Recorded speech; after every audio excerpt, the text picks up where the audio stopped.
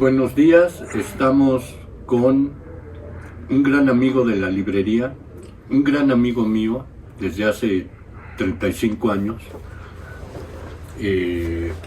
Fuimos libreros, él era el gerente de una famosa librería en aquel tiempo que era el Juglar. Me dio mi primer trabajo en la vida, que fue ser librero. Y bueno, pues nos volvimos amigos de la vida. Él se fue a vivir un rato a Sinaloa, a Culiacán, regresa, va, viene, viajero constante, Felipe, y ahora es un reconocido documentalista de cuestiones históricas, de cuestiones artísticas, y sobre todo es un gran lector. Buenos días, Felipe. Buenos días, muy privilegiado y agradecido de estar en este espacio que, como tú dijiste, hace 35 años nos conocimos en un proyecto donde quisimos elevar al nivel el más alto que podemos decir en una librería, el librero, que quisimos como continuar una tradición que ya parece que desaparece o se diluye, que es fundamentalmente el librero que lee, se entera y sobre todo tiene la capacidad y sensibilidad para guiar a sus lectores de acuerdo a sus intereses, no a los del librero, sino a los del lector, donde el lector pone su destino de lectura en el librero como una guía, como un guía. Y creo que el Juglar fue un ejercicio muy importante, que además fue reconocido por los lectores. Teníamos clientes como García Márquez, Álvaro Mutis, el maestro Rulfo, que iba a jugar ajedrez y a tomar café y tomar su Coca-Cola, fumar sus cigarros sin filtro. Entonces se convirtió en un centro, ¿no? Porque también había talleres donde era David Huerta, Manjarres, Juan Bañuelos. Entonces, en ese sentido, los buenos lectores y los que se iniciaban como lectores encontraron la librería El Juglar, que está en otro nombre casi poético, Manuel M. Ponce, la glorieta de Manuel M. Ponce. Y sí, yo creo que ahí nos reconocimos como lectores y sobre todo como asumir que el librero es un punto importante de una librería, porque una librería donde llega y tiene usted este título y empieza en la computadora o en el Google y sale rápido. Sin embargo, son pocos las personas que saben el contenido de esos libros y el alma o el espíritu que domina esos libros, ¿no? Yo creo que sí fue un encuentro único y extraordinario el Juglar, ¿no? Así es. Ahorita que mencionabas de los talleres, un gran amigo nuestro daba talleres ahí, ya difunto, Álvaro Quijano, ¿te acuerdas? Sí, Álvaro Quijano. Y otra de las personas que estaba ahí conformando el equipo, que entramos juntos a trabajar ahí, que también difunto, José Manuel de Rivas. El Duque de Rivas. El Duque de Rivas. Y efectivamente, o sea, una cosa importante que nos decías mucho, lo recuerdo, es que el librero tiene que asesorar, lo que dices tú, darle una guía al cliente que viene, y no hacerlo cliente, sino hacerlo parroquiano, un poco. Tienes que hacerte un poco su amigo, su confidente, todo eso, porque parece una cosa extraña, pero en realidad muchos vienen a veces a la librería a hablar de sus experiencias, ya no solo de lectura, a veces vitales, que eso nos pasa mucho, y es por lo que se hacen muchas veces clientes parroquianos de una librería, ¿no? Claro. Vienen y te confían cosas y te dicen, bueno, ¿qué lectura me recomiendas? ¿Qué otro libro de este autor tienes? En fin, ¿no? Claro, y yo creo que en ese sentido el Polos, este proyecto, no recupera, sino continúa esa vieja tradición donde el oficio, podemos decir, el oficio ya en su máxima expresión, podemos decir que se convierte en un arte, de alguna manera. Y el arte de ser buen librero, yo creo que se recupera aquí. porque los que están aquí, todos, Raquel, Jorge, Evelio y tú, son personas que son grandes lectores. Y no son, ¿cómo se llama? Hombres del Renacimiento, que sepan de todo, por supuesto. Pero cada quien en su especialidad o en sus afectos van como construyendo penínsulas donde el lector, al llegar aquí a comprar o buscar o a recoger un libro, tiene la oportunidad de tener puntos de vista sobre diferentes temas o diferentes abordajes, ¿no? Histórico, literatura y demás. Y creo que en ese sentido la librería, en su espíritu de recuperar libros que ya no nadie edita, libros antiguos, pero son libros que no son del azar de un tiradero, sino son escogidos y aquí son articulados para darle un sentido en una sección, o alguna persona, ¿no?, que dice, bueno, yo busco del siglo XVIII. Entonces, el conocimiento y el seguimiento de los títulos va aquí. Y podemos decir que eso es el sentido de que le da la personalidad con aire antiguo, pero al mismo tiempo aire moderno, de la atención que tienen los lectores, los habitués de este lugar, ¿no? Y yo creo que en ese sentido Pollock sí representa como, a diferencia de muchos libreros que nada más que conocen títulos, conocen ediciones, pero no necesariamente conocen los contenidos. Por ejemplo, dice, este libro sí fue editado en tal fecha, tal editorial, hubo una reedición. Eso es un conocimiento bibliográfico. Pero aquí no hay un conocimiento bibliográfico, sino hay un conocimiento de contenidos, tendencias, afinidades. Yo digo mucho de eso de afinidades y afectos, porque en los libros, cuando tú vas buscando temas y vas buscando literatura sobre todo, vas buscando no almas similares, pero sí afinidades con un lector. En ese sentido el librero puede ir guiándote hacia no iguales, análogos o semejantes, pero te va guiando sobre un río que tú vas buscando, y al mismo tiempo te va abriendo otras vertientes. Y eso yo creo que aquí sí se puede, no se puede, se logra, que eso yo creo que también es el encanto de venir aquí, ¿no? Como dice Goethe, ¿no?, de afinidades electivas. Claro. Que eliges tú. Claro.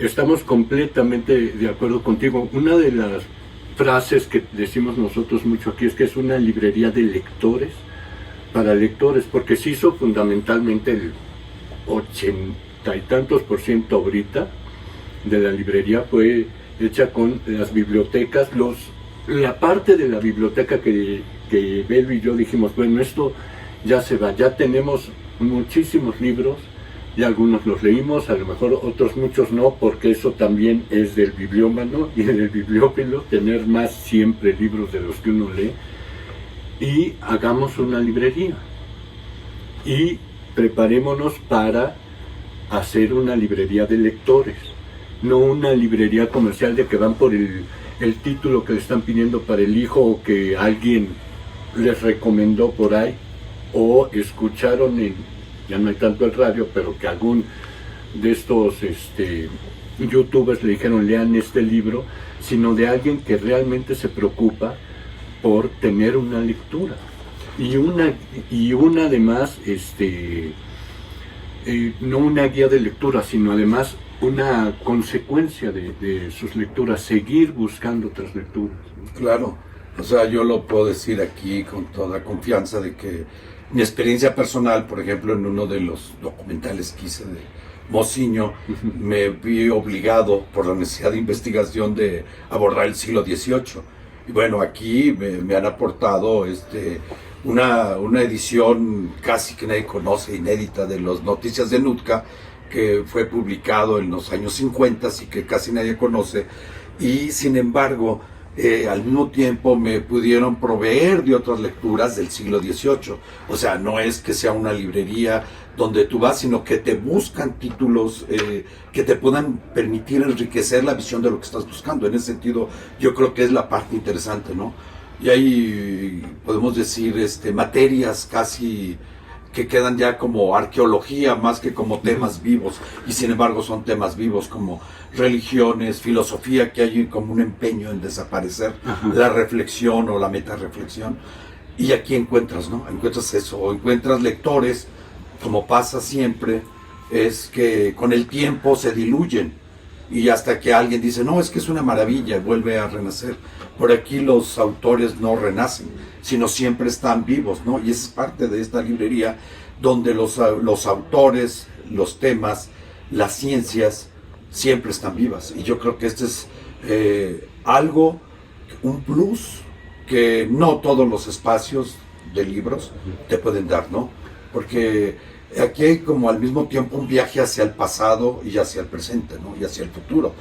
¿Por qué? Porque puedes encontrar ediciones que en una época, en un momento, tuvieron una gran relevancia y que por cuestiones políticas, ideológicas o replanteamientos históricos o metodológicos de los quehaceres particulares, como quedan en el olvido. Y sin embargo son referencias importantes. Y aquí los puedes encontrar, puede ser ese recorrido hacia atrás. Y no es nostálgico ni melancólico, es realmente que tú no puedes crear algo nuevo si no conoces lo histórico, ¿no? Sí. Es como la literatura, donde dicen a alguien, ay, no, es que el boom latinoamericano es algo pasado, es algo histórico, etc. Pues es absurdo.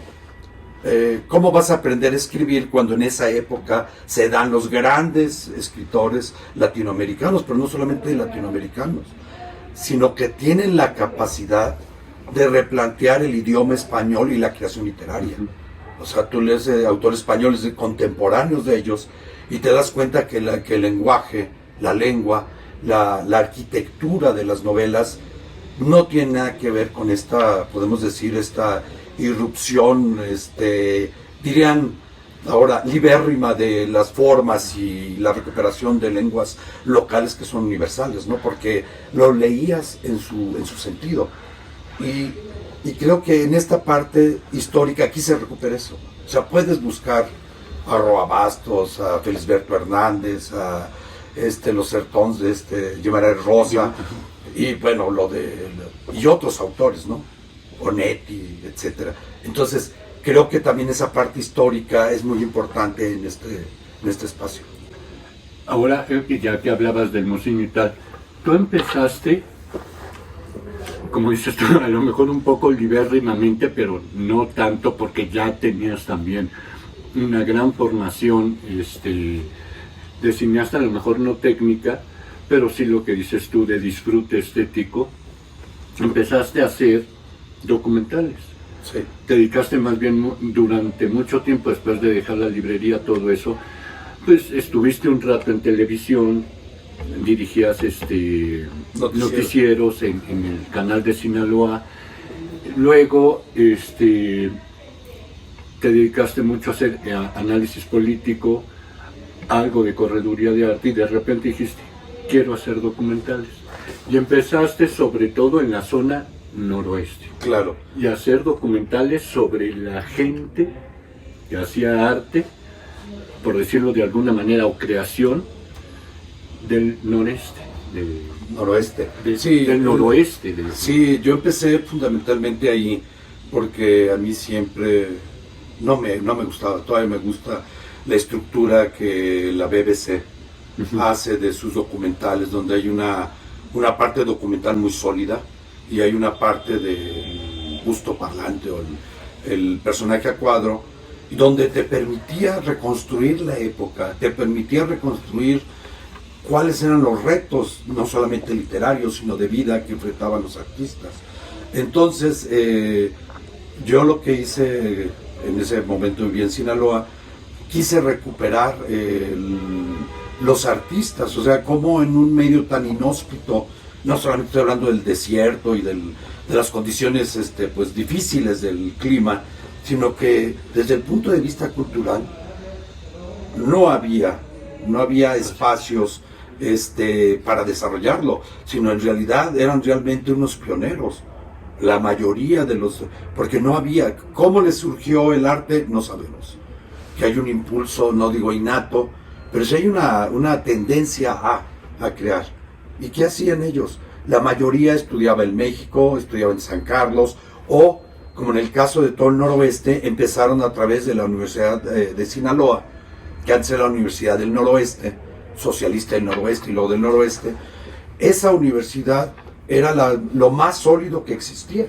No nos imaginábamos nosotros como en ese corredor geográfico no había escuelas de arte. O sea, la primera en Sinaloa como en el 57, y luego Sonora 60 y tantos, y luego el Baja Sur en el 73, y luego estás hablando de la Universidad Autónoma de Baja California, que es una institución muy sólida ahora. Pues si no recuerdo mal, fue en el 57 o en el 59 cuando hacen el decreto de la creación, y empieza a funcionar en los 60. No había nada. La moneda que circulaba en esa época en Tijuana y todo el norte eran los dólares. O sea, todo eran los dólares. Y hablaban en la televisión que se veía, las caricaturas y todo, entraba desde California. Entonces estamos hablando de unos territorios ignotos donde, ¿qué quiere decir ser artista? Pues es un Prometeo. ¿Por qué? Porque no tenía ningún recurso de nada. Y entonces yo quise crear como una memoria, porque nadie viene de la nada. Entonces yo lo que quise dar fue un sustento histórico de que los nuevos artistas tenían un pasado frágil, pero hubo pioneros que empezaron esa creación artística. Entonces empecé con Sinaloa y continué con Baja California, que de Sinaloa hice como 15 documentales, de Baja California 17, y luego hice una cosa que se llamaba, con apoyo del Forca, que se llamaba Una mirada a la plástica noreste, donde reconstruyó toda la historia que te estoy platicando, que son 202 minutos más o menos, que son 17 artistas plásticos, uno, Erzúa, que le acaban de dar el premio. Erzúa, que nació tiene un mito que nació en Baja California, que nació en Hermosillo, no, pero en realidad nació en Guasave, Sinaloa. Uh-huh. Y él es el único escultor, y luego hay un fotógrafo que es el maestro Esquivias, que es un recuperador de, casi podemos decir como de la nueva época de la fotografía naturalista, porque lo que recupera son paisajes, pero los paisajes no tienen personas, entonces son atemporales. Ya están robando los cirios y empiezan a depredar todo, ¿no? Pero él no lo documentó, lo fotografió artísticamente. Entonces, es esa parte que yo empiezo del noroeste.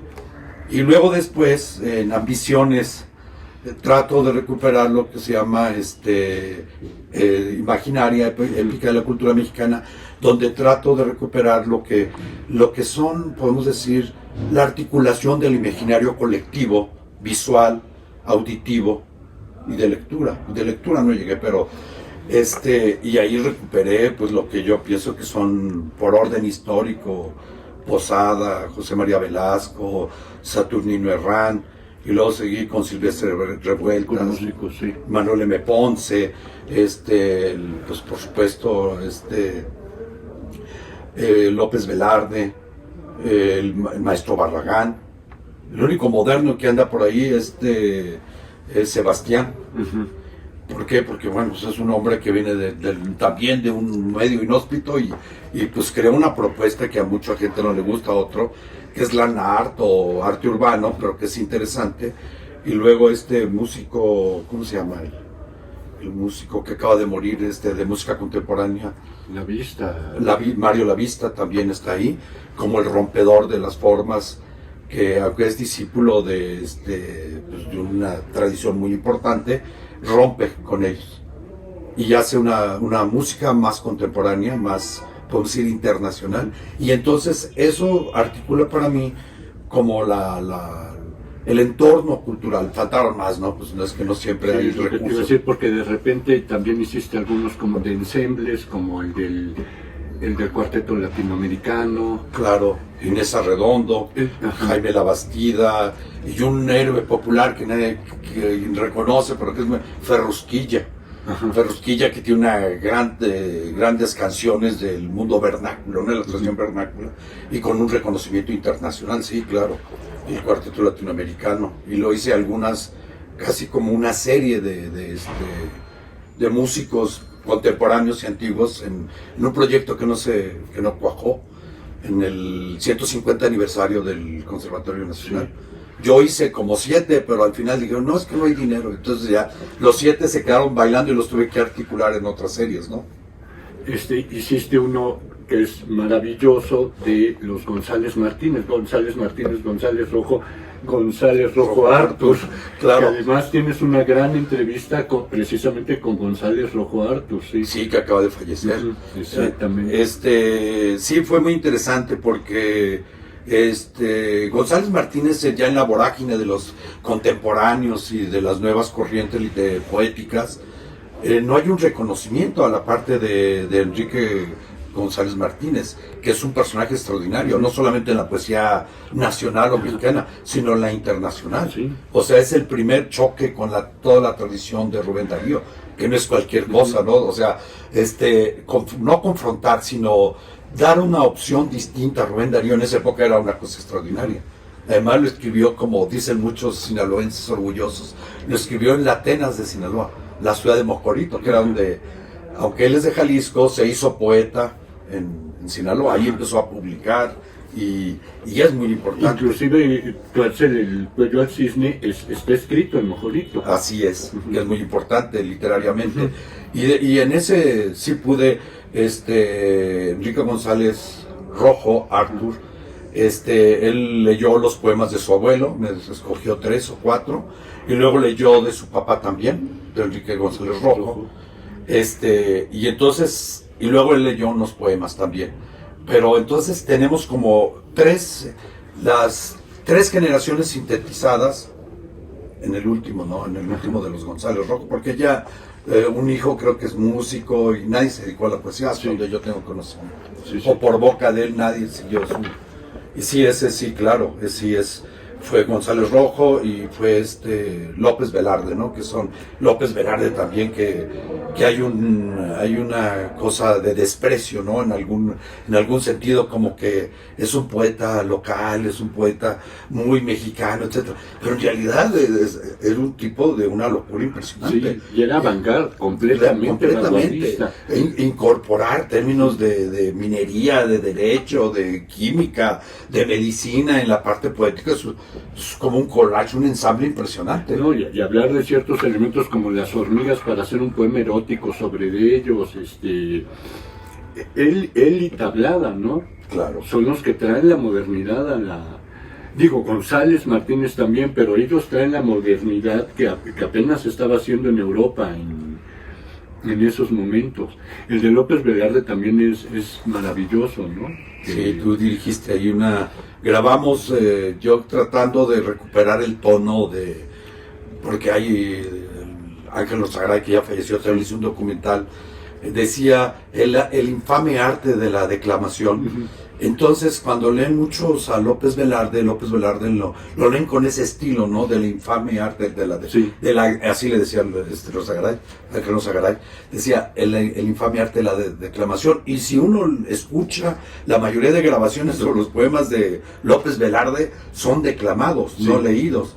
Entonces, con el grupo de teatro Mexicali a Secas, Héctor se va como productor y director y graba algunos, la Suave Patria y algunos Hormigas, y algunos poemas, pero con el tono del Mexicali a Secas. ¿Para qué? Para que el tono de la voz no tuviera la parte como declamatoria, grandilocuente, sino un poco más natural, y que el sonido del poema no tuviera el sonido suave, porque de San Luis Potosí, todo eso, la gente no habla suave, habla un poco más fuerte, más golpeado. Sí, fue muy interesante ese experimento. Y de ahí pasas a hacer otro programa que estuvieron pasando en el canal de la CPR, maravilloso, dirigido por Jaime Labastida. No, dirigido y producido por... Perdón.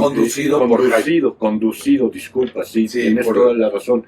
Conducido por Jaime Labastida. Sí. Donde hace unas entrevistas maravillosas, sí. La de Lizalde ojalá la puedan ver porque es una súper entrevista y ellos se conocen de toda la vida. Además hablan de José,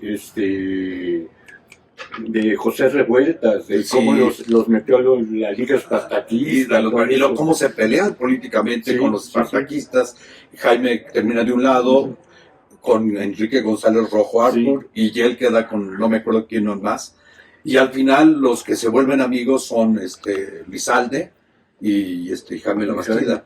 Y entonces hay como una reconstrucción histórica, ¿no? En la lectura, en la percepción política, porque, por ejemplo, la Lizalde, Jaime Labastida, Enrique González Rojo Artur, eran hombres de la izquierda. Dicen que a la izquierda de Jaime Labastida y de los espartaquistas nada más la pared, o sea, eran radicales, tan radicales que Labastida hace que expulsen a Pepe Revueltas porque hace una declaración sin haber consultado al comité central de los espartaquistas.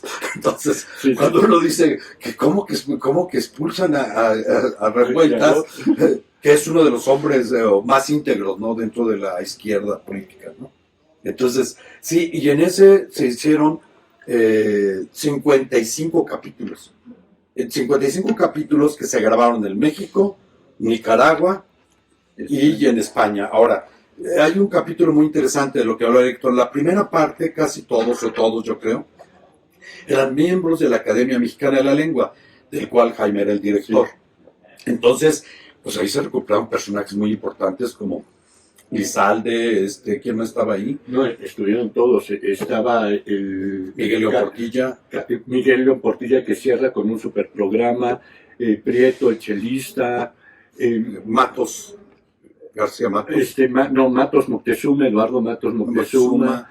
García Diego, que era el director del Colegio de México. Adolfo Castañón. Felipe Garrido. La maestra. Johansson. Batil Johansson. Batil Johansson, que era el discípulo de de León Portilla. Que es impresionante cómo un hombre como Johansson llega y es el discípulo más importante en el náhuatl de Miguel León Portilla. Sí, fue a la academia. Pero después en la segunda temporada, que es muy ambiciosa. Pero se nos olvida que también hubo mujeres, porque estaba Mercedes Company. Sí, muy maravilloso. Sí, es una maravilla. Sí, el conocimiento que tiene pero sobre todo la historia del español, de cómo se va formando y cómo las diferentes corrientes de la lengua en los diferentes continentes y países, y ella los recupera y anclado en un conocimiento del español del siglo XVI, del siglo XVII, o sea, es un alarde extraordinario, ¿no? Sí, maravilloso también ese programa. Sí, pero hay uno que me refiero cuando yo fui a grabar a Nicaragua.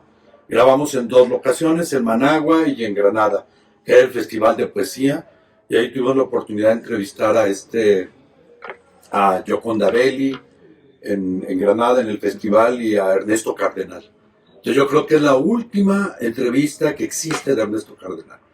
Y además la hicimos clandestina, porque en el aeropuerto no nos decomisaron, pero me dijeron, ¿dónde están las cámaras? El camarógrafo ya había pasado, y como sabemos, el formato de las cámaras nuevas pues es pequeño, puede pasar por una cámara fotográfica. Entonces le dije, no, pues las vamos a rentar aquí. Entonces lo único que me querían decomisar eran los tripiés y las luces. Entonces le dijo el otro, no, pero esto no sirve para nada. Dice, nos notifica cuando usted contrate las cámaras, por supuesto. Entonces, ya que terminamos las entrevistas, un enviado del gobierno nos dijo, ¿ustedes de dónde vienen? Y dije, venimos del SPR, del gobierno mexicano y de la Academia Mexicana de la Lengua. Pero ya nos querían ir sobre nosotros y afortunadamente pues había buenas relaciones con el gobierno mexicano y no nos hicieron nada, porque unos 15 días antes había hecho Televisa un reportaje secreto, y eso causó mucha conmoción. Pues denunció lo que el mismo Cardenal en una cena que subimos el doctor Jaime Labastida y yo, y entonces platicaba de todas las atrocidades, ¿no? De lo que tenían, que le tenían congeladas todas sus cuentas, que lo tenían acotado en la isla donde él vivía, y que pues que cada día se ponía peor. Y ahí en eso, yo creo que es muy interesante eso, lo de Managua y Granada, Nicaragua, yo creo que de los documentales quizá más excelentes, porque fue la primera vez donde yo me enfrenté como productor y director de Fragmentaria, que se llama el programa, donde ahí me enfrenté a esa parte del acotamiento político, ¿no? Donde, o sea, no te dicen que digas o que no digas, siempre y cuando no lo pases en Managua, sino que el problema es que te quitan los instrumentos, vamos a revisarlo, y se quedan aquí 48 horas. Y tú llegas con la producción que hacía el filo, ¿no? Y sí, afortunadamente la libramos ahí, ¿no? Y luego la otra, que la Real Academia de la Lengua, sí, la Real Academia de la Lengua, que no es Real de la Academia Española, sino la Real Academia de la Lengua. Ahí también, pues tuvimos a Goitisolo, ¿cómo se llama? A Rico, que es Francisco Rico, sí. Francisco Rico es el especialista del siglo de oro español. Y una anécdota simpática, que cuando estaban entrevistando a Goitisolo en el descanso, le acaban de dar el premio Nobel a Bob Dylan. Sí. Y entonces me llaman a mí, doctor Labastida, y Goitisolo le dicen, ¿usted qué piensa? Le dije, pues le están dando el premio a un juglar contemporáneo que ha movido masas y personas. Dice, pero él no es poeta, dicen, casi como una blasfemia, ¿no? Él no es poeta. Le dije, pues yo creo que sí, le dije, sí, se puede cantar, tiene rima, tiene etcétera, pero fundamentalmente tiene la capacidad de mover almas, cuerpos y espíritus, que es parte del impulso de una parte poética, ¿no? Y además movió millones. Sí. Y fue como un emblema de una época, incluso todavía poco menos, pero son como los emblemas de una época y que sí tienen la letra, pues, que es lo importante de un poema. Sí. La letra y que la letra llegue y mueva, eso es lo más importante. Entonces, no estuvieron de acuerdo conmigo, pero eso fue parte de lo que había. ¿Ay, ¿qué más entrevistamos Se ahí? plantó Vargas Llosa. Vargas Llosa no, porque Vargas Llosa había aceptado, pero desgraciadamente Vargas Llosa se acababa de casar con esta Isabel Presley, ¿no? Ajá, sí. Entonces él ya no pudo estar porque tenía que ir con su mujer a Nueva York, entonces ya no se pudo realizar la entrevista. Y otro que tampoco pudo ir porque Javier Marías, Ajá, sí, estaba en Nueva York, ya no coincidieron las fechas no coincidieron. Pero sí estaba también el fundador del Instituto Cervantes, ¿cómo se llama que fue también director de la Real Academia Española. No recuerdo su nombre, me van a tener que matar. Y sí, o sea, en esos dos fueron, y luego íbamos a ir una en Colombia, pero ya había no había tantas certezas como para financiarlo, porque no había seguridad si había recursos, ¿no? Porque eso fue una coproducción que yo hice con el Sistema Público de Radiodifusión del Estado Mexicano, el SPR actualmente, sí, que es Canal 14, y pues ahí están los documentales, porque el acuerdo, yo no sé si sea bueno o sea malo, pero ellos tienen los derechos durante 15 años. Entonces, ellos lo tienen disponibles, o sea, y claro, ahí también está Felipe Casals, está Manuel Felgueres, que son de los que acaban de fallecer, y muchos personajes que son importantes dentro de Jesús Silva Gerson. Márquez, sí, también fue en la primera temporada, el joven, que era el más joven, por supuesto, de ahí que ocupó la silla que ocupó su abuelo. Uh-huh. Entonces, yo creo que sí fue un gran esfuerzo. Y luego, bueno, hice algunos otros, como el de Jaime Labastida, que terminé, empecé a remasterizar algunos. Pero háblanos de la obra maestra. Mocinho. Del Mocinho, sí. Entonces, el de Mocinho es una historia interesante. Porque siglo XXI, en el 2010, con el motivo del bicentenario, Jaime Labastida descubre, para él me refiero, porque es conocido, pero lo descubre para él, y entonces se da cuenta que es el gran científico moderno del siglo XVIII, reconocido en España y por grandes científicos europeos como Humboldt y Agustín de Candolle y otros, porque bebieron de lo que hicieron él y la Real Expedición Botánica. Entonces él hace 12 volúmenes donde recupera lo que quisieron hacer durante tantos años y les cayó la maldición de Francisco Hernández. El doctor Francisco Hernández, protomédico de Felipe II, que hizo la historia de las plantas de la Nueva España y donde recupera la tradición milenaria de los aztecas y de todos los grupos originarios de donde andaba en el centro del país, y recupera también la otra parte interesante, recupera también las hierbas o plantas que habían traído aquí, que tienen fundamentalmente un sentido medicinal. Entonces, nunca vio publicada la obra. Hubo un extracto 50 años después de que falleció. Entonces realmente le dicen la maldición de Francisco Hernández porque nunca vio publicada su obra. Entonces, el siglo XXI, Jaime Labastida como director en ese momento, se pone como editor, hay un coordinador, José Luis Godínez, en la parte científica, y entonces recuperan y hacen lo que nunca pudo hacer Mociño y el director de la expedición, la Real Expedición Botánica Nueva España, que es hacer una compulsa entre los textos, la taxonomía en latín, con una técnica lineana, y las láminas, más de 2000 láminas. Nunca se había hecho. Y en el 2010 se hace, después de más de 150 años. Y eso fue mi primer contacto con Mociño. Y luego añadieron otro más, donde descubrieron en 2008, Graciela Zamudio y Miguel Ángel Puigchamper, en el Museo Nacional de Ciencias Naturales de Madrid, descubren un manuscrito que se llama Aves de la Nueva España.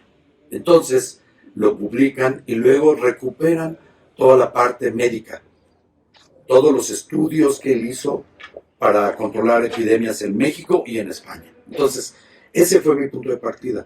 Pero cuando me voy adentrando a Mociño, descubro un gran personaje, un gran científico. Ese sí era un hombre del Renacimiento. ¿Por qué? Porque él abordó muchas cosas. En primer lugar, él nace en Temascaltepec, Estado de México, y él es hijo no son arrieros, bueno, sí rentaban mulas y caballos, pero también vendían herramientas para minería. En esa parte era le llamaban la provincia de La Plata, en esa parte de Temascaltepec. Entonces, él estudia ahí, pero es como yo creo que dicen que el párroco le enseñó latín, tiene un tío que es prelado, y gracias a eso puede entrar al seminario tridentino. Y es de su clase, es el bachiller en filosofía más brillante. Y, como diría otro historiador, y no llegó a cantar misa, porque conoce a una muchacha que trabajaba ahí en la casa con su tío, el prelado, y claro, lo obligan a casarse, o no lo obligan, o se casa. Las pasiones mundanas privan sobre sus conocimientos filosóficos o su afinidad con la filosofía y la teología. Entonces se va a Oaxaca, y en Oaxaca da clases en el seminario, da clases de ética, de filosofía, y llega el momento donde él dice: yo me voy de Oaxaca, aquí no hago nada. Llega a estudiar medicina. La carrera de medicina en la Real y Pontificia Universidad de México tardaban 4 o 5 años. Él hace la carrera en 2 años. En 2 años hace la carrera y es el alumno más brillante de su generación. Entonces estudia medicina, pero es el primer contacto que tiene Mociño con la ciencia de la época, la botánica mexicana, que era muy poderosa, con el padre Alzate, Juan Antonio Alzate, no le dice padre, porque es sacerdote, es más fácil identificarlo, y Bartolacci. Son los dos que lo guían en el mundo de la botánica, de Francisco Hernández, más contemporáneo, pero estamos hablando de la ciencia de la época.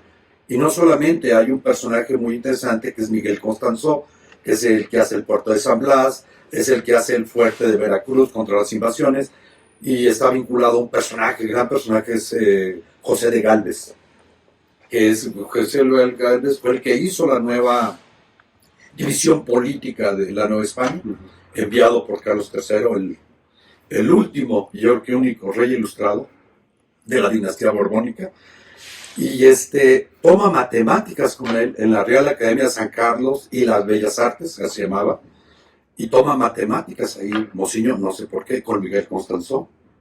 Cuando llega la Real Expedición Botánica a Nueva España, él empezaron a promover las expediciones botánicas como expediciones científicas. ¿Qué sentido tienen estas expediciones científicas? No era tanto por la ciencia, sino fundamentalmente era para buscar lo que llaman los básicos. ¿Y qué eran los básicos? Eran los elementos del proceso. Toda la botánica servía para hacer los medicamentos, porque era la herbolaria en realidad.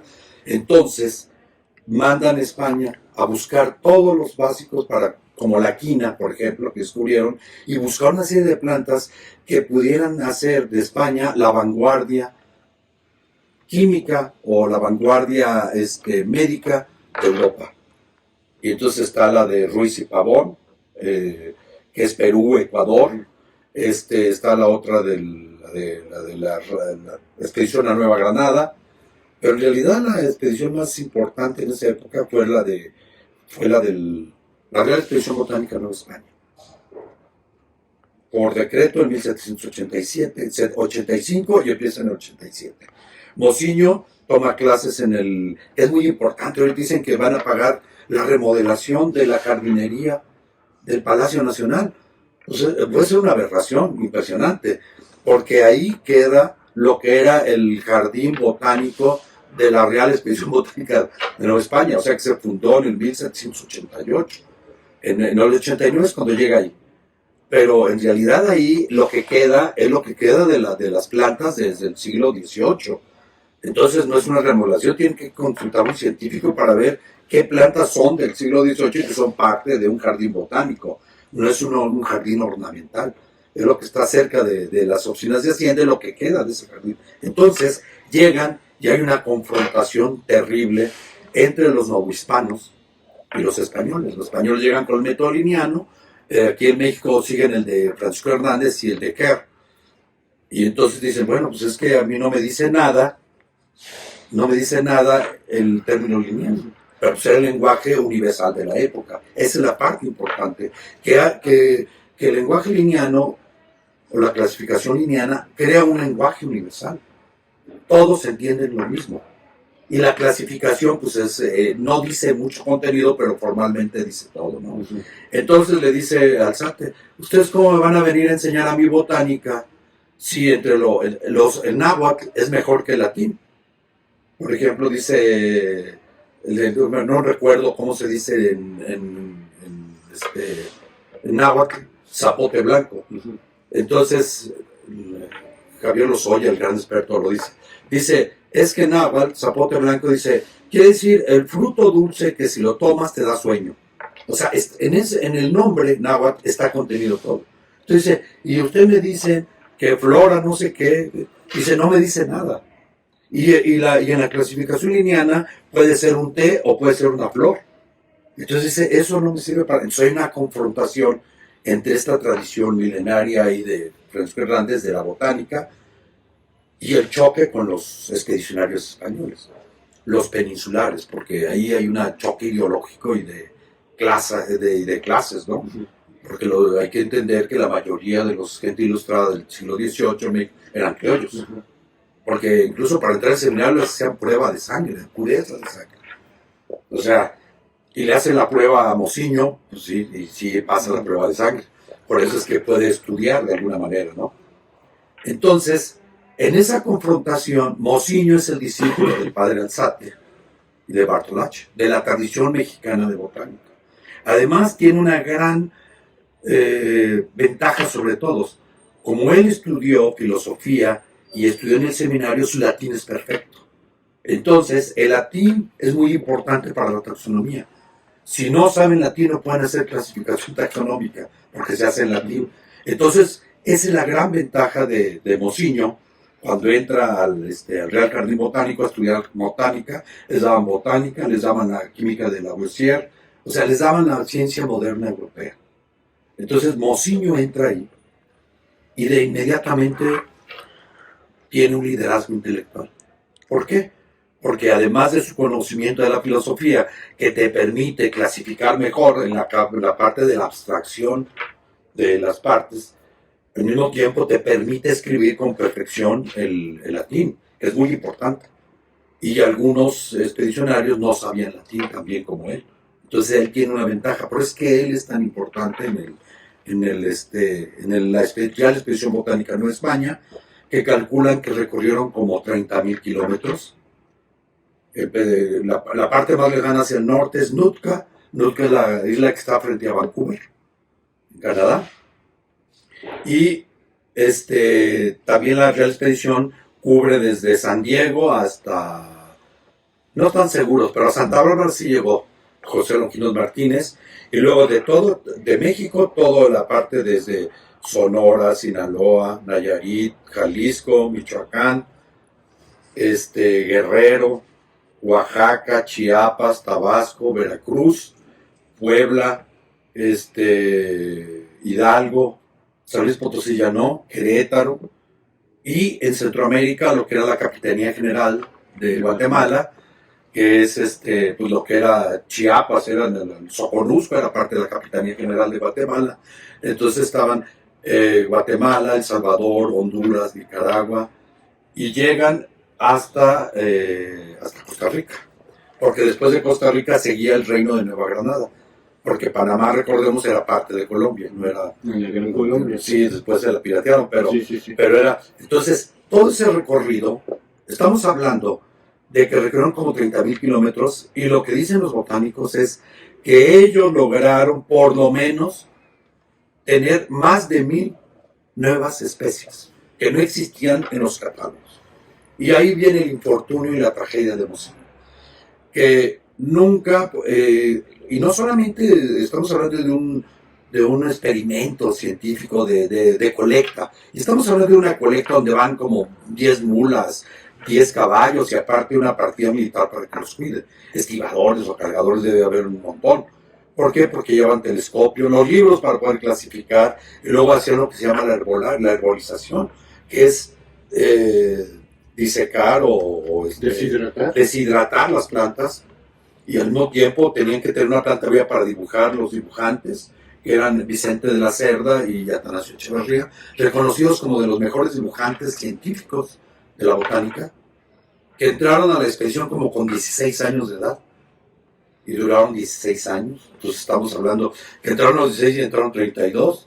Mociño entró como a los 33 y murió a los 60 y nunca había publicado nada. Entonces, pero todos estos, este relato es interesante porque Mociño, cuando va a Nootka, hace un tratado antropológico con técnicas que se seguirían en la antropología hasta el siglo XIX. Y dice un científico mexicano, crea una nueva ciencia novohispana, que es la antropología. Y además hace un diccionario del nutquense donde le encuentra raíces semejantes al náhuatl.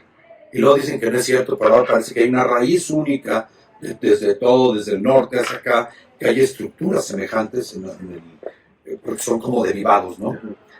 Y no solamente eso, dice España o la Nueva España, no, el reino de España no debe de preocuparse por luchar para mantener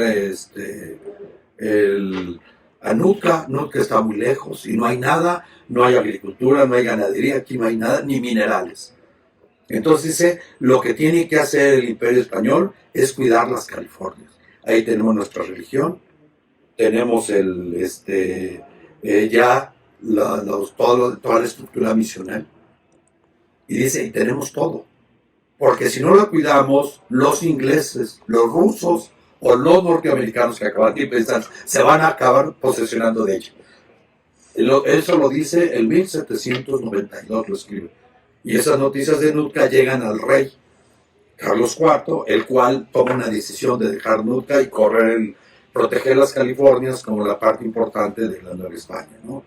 Entonces, llegan a España, nadie les hace caso, se pierden unos. Ruiz y Pavón son unos, no digo delincuentes, pero vendían las plantas a todo el mundo y están dispersas, están hablando como de 23,000 especímenes que tenían y estaban dispersos, los tuvieron que ir recuperando poco a poco. Y claro, no se recuerda si Ruiz o Pavón la vendía las colecciones a otros países, a Francia, Italia, Inglaterra. Entonces es una decepción de ellos. Y cuando llega Mociño a Andalucía, a Cádiz, que ahí entraban, era la entrada, hay una epidemia de fiebre amarilla o bovito prieto, y Mociño pide permiso al rey para poder atender.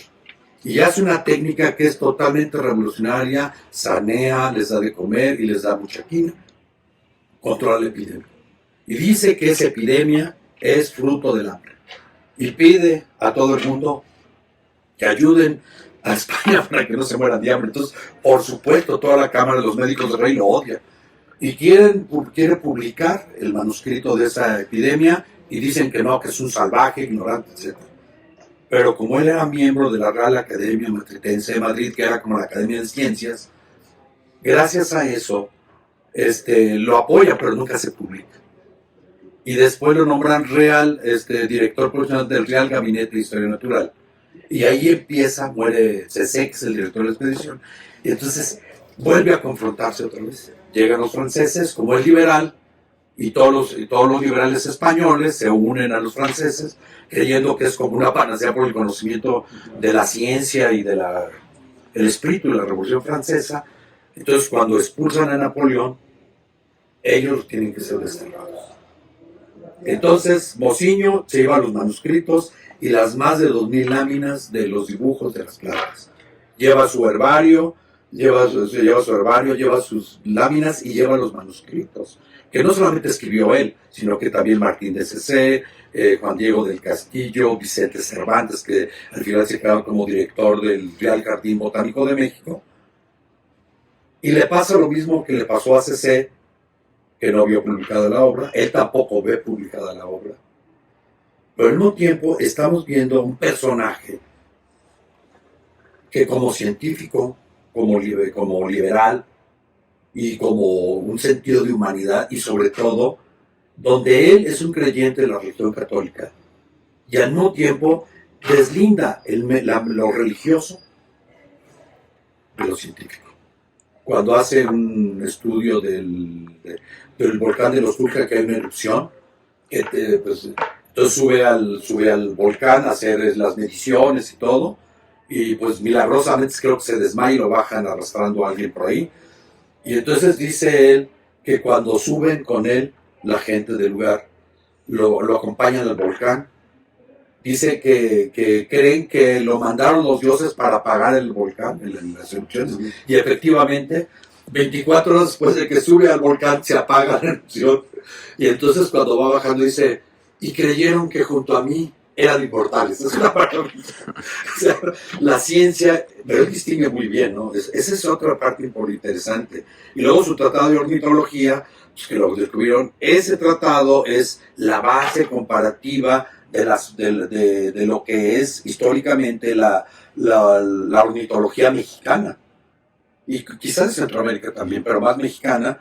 ¿Por qué? Porque es el primer tratado ornitológico contemporáneo de la ornitología mexicana. Entonces es otro hito. O sea, tiene una serie de innovaciones, y en México también es importante porque las plantas con las que experimentan en el Real Hospital de Naturales o de Indios o el de San Andrés, las plantas que colectan en todo el territorio mexicano, gracias a eso pueden curar. Incluso el protomedicato, que era un horror, que era donde regulaba todas las prácticas médicas, dice que están matando a los pacientes. Se hace una investigación y se demuestra que no lo están matando, que realmente están funcionando toda la herbolaria que ellos están haciendo. Entonces, se llaman las salas de observación. Entonces, dice Mociño, de todas las plantas que tenemos, con 17 podemos dar todos los médicos, nos faltan 4. Entonces, esa es la nueva medicina del Imperio Español, la más contemporánea. Porque a diferencia de España, aquí no estaba la Inquisición tan metida. Entonces, además la Inquisición no se metía mucho en la ciencia, porque pues, no había inquisidores científicos, ¿no? Entonces no podían meterse. Además, a México le entraba la parte de toda la ciencia, le entraba de Estados Unidos. Y el puerto de Veracruz entraba de contrabando tratados de Francia, de Inglaterra y de Estados Unidos, en medicina, política y de todo, ¿no? Entonces, por último, te puedo decir, ahí también recuperó lo que es la Nueva España en el siglo XVIII. Era, según Humboldt, quizá la ciudad más importante, ¿no? del mundo, ¿no?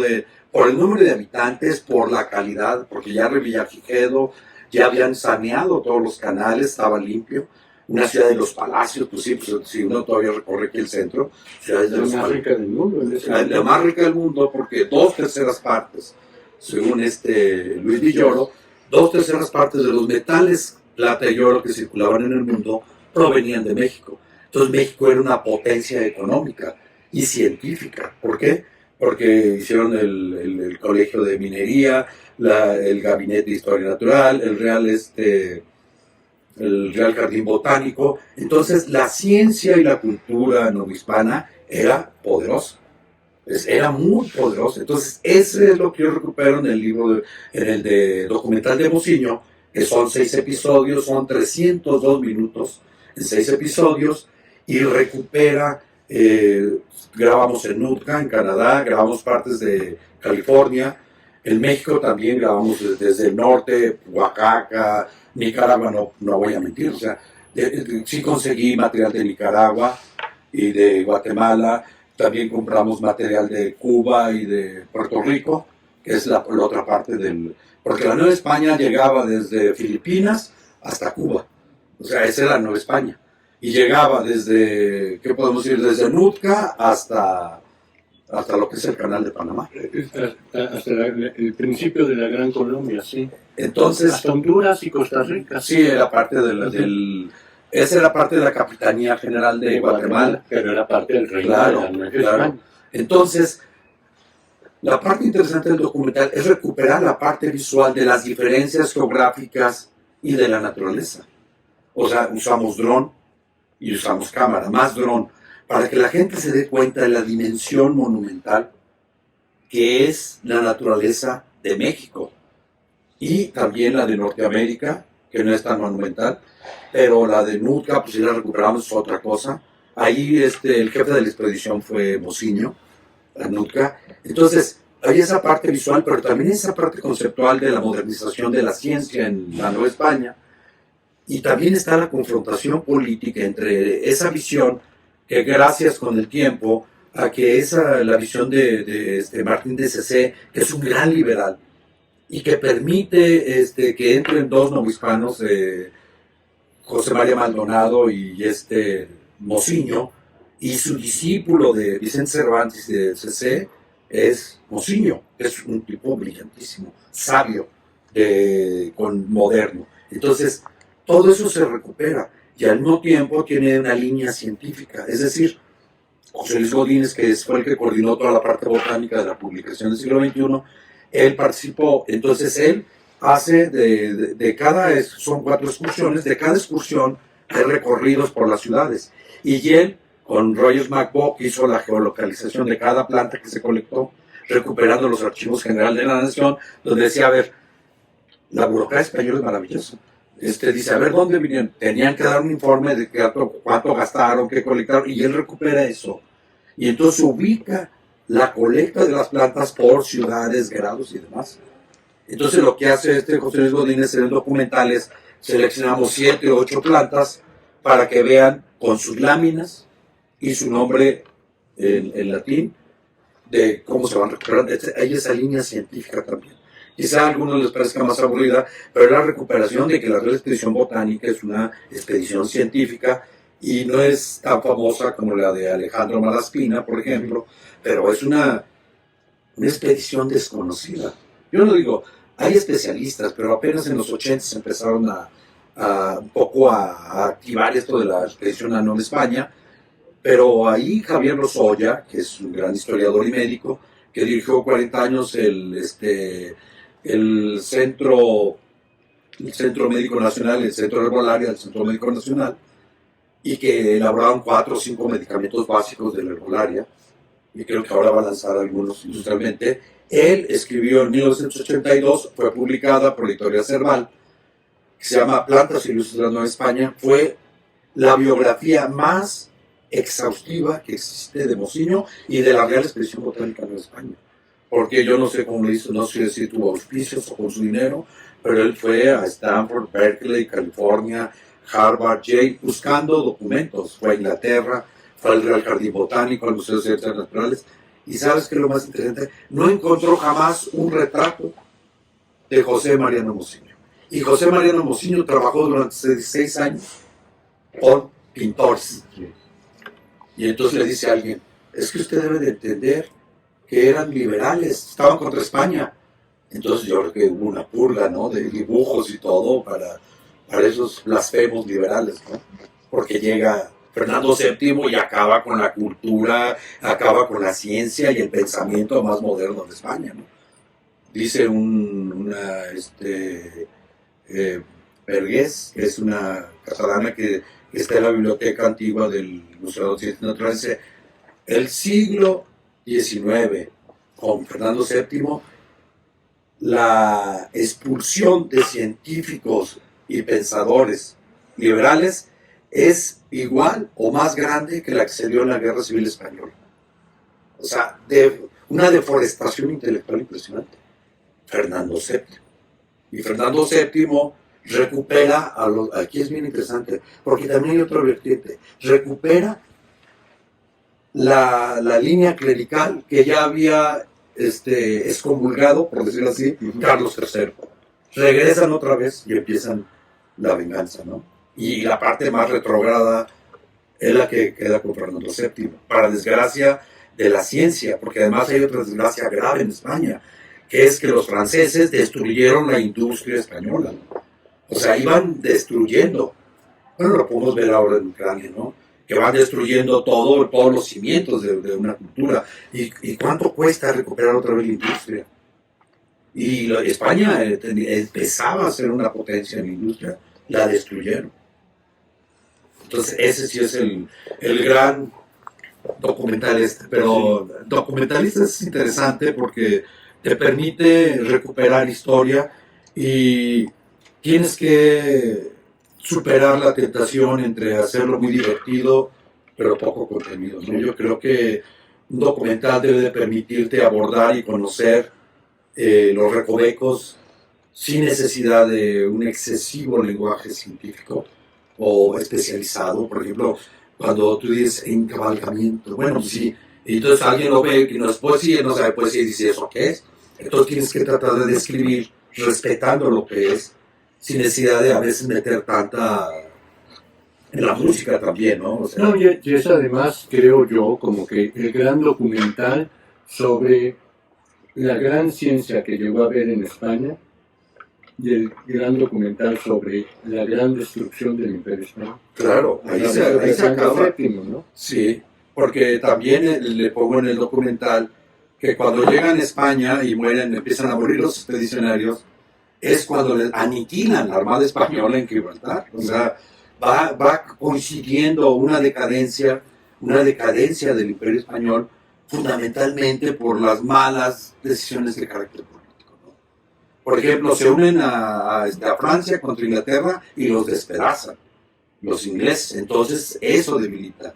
Y también en sus negociaciones con el Nuevo Mundo, con Estados Unidos y demás, van perdiendo, y todo por alinearse con los franceses. O sea, la alianza española, francesa o franco-española del siglo XIX, principios del XIX, es catastrófico. Es lo que destruye el Imperio Español.